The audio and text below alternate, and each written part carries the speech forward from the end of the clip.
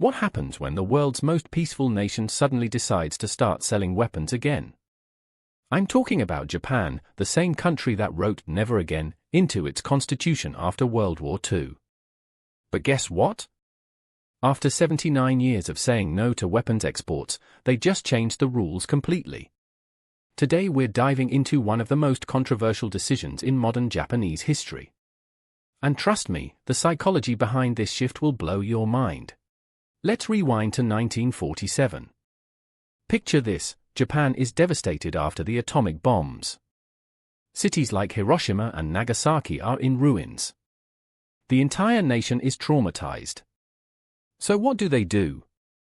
They write Article 9 into their constitution, basically promising to never wage war again. This wasn't just some political statement. This was a psychological transformation of an entire nation.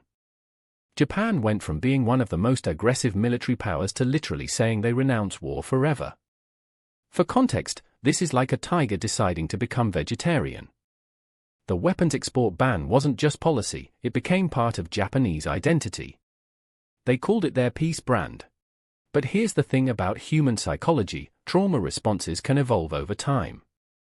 And Japan's neighborhood started getting pretty dangerous. As the decades passed, the world around Japan changed dramatically. Regional tensions grew. Security threats multiplied. But for nearly 80 years, Japan held firm to its pacifist principles. Then came the perfect storm. First, North Korea starts firing missiles over Japanese territory.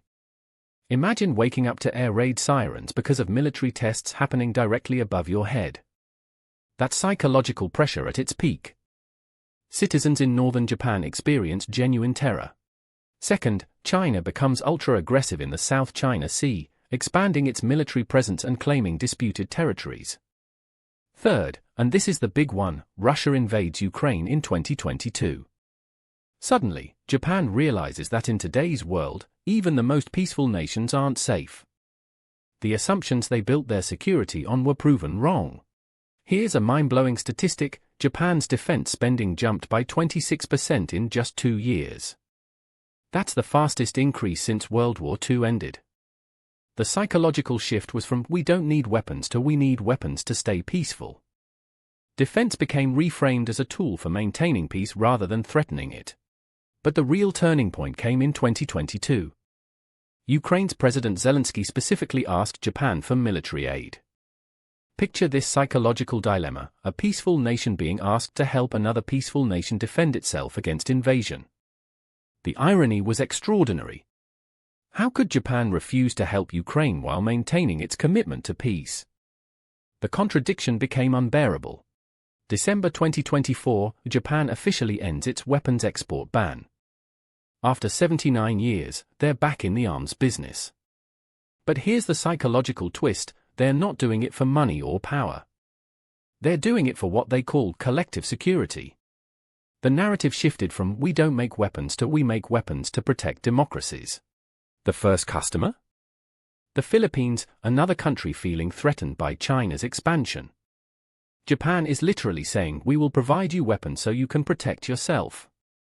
It's like the quiet kid in class finally standing up to bullies. But this decision has split Japanese society completely. Older generations remember the horrors of war. They're asking themselves, have we forgotten our principles? Younger generations are more practical.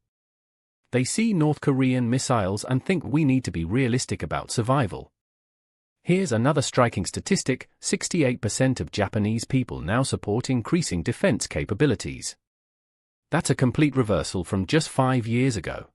This transformation reveals something profound about human psychology: we're not static beings frozen in our decisions. Nations, like individuals, evolve based on new information and changing circumstances. Japan didn't abandon its commitment to peace. It redefined what peace means in a dangerous world. Sometimes staying peaceful means being strong enough to deter aggression.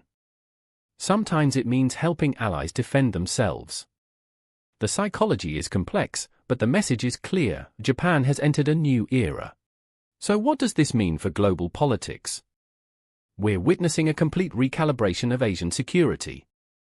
More nations are abandoning isolationism. Alliances are strengthening. And peace, it seems, requires strength. What are your thoughts? Should peaceful nations become military exporters for collective security? Let me know in the comments below.